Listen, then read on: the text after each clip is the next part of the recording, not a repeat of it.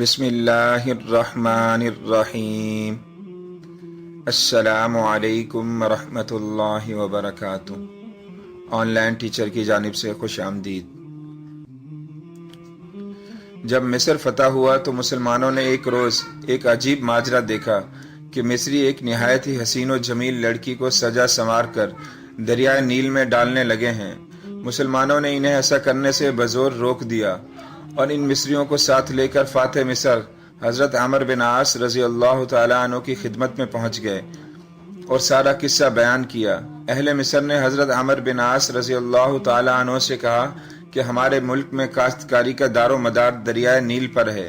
ہمارے یہاں یہ دستور ہے کہ ہر سال ایک حسین و جمیل کنواری لڑکی دریا میں ڈالی جاتی ہے۔ اگر ایسا نہ کیا جائے تو دریا خشک ہو جاتا ہے اور قحط پڑ جاتا ہے۔ تاہم حضرت عمرو بن عاص رضی اللہ تعالیٰ عنہ نے اس کی اجازت دینے سے انکار کر دیا اور اہل مصر کو سختی سے اس غیر انسانی ظالمانہ رسم سے روک دیا۔ اللہ رب العزت کی شان کہ وہ دریا واقعی میں خشک ہونا شروع ہو گیا۔ حضرت عمرو بن عاص رضی اللہ تعالیٰ عنہ نے یہ سارا واقعہ حضرت فاروق اعظم رضی اللہ تعالیٰ عنہ کو لکھ بھیجا۔ جواب میں آپ رضی اللہ تعالیٰ عنہ نے تحریر فرمایا کہ دین اسلام ایسی وحشیانہ جاہلانہ رسموں کی اجازت نہیں دیتا۔ آپ رضی اللہ تعالیٰ عنہ نے ایک خط دریائے نیل کے نام لکھ بھیجا جس کا مضمون یہ تھا: بسم اللہ الرحمن الرحیم۔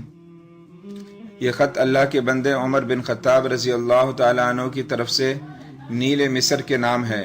اگر تو اپنے اختیار سے جاری ہے تو بے شک جاری نہ ہو، لیکن اگر تو اللہ کے حکم و اختیار سے جاری ہوتا ہے تو پھر میں اللہ سے دعا کرتا ہوں کہ وہ تجھ کو جاری کر دے۔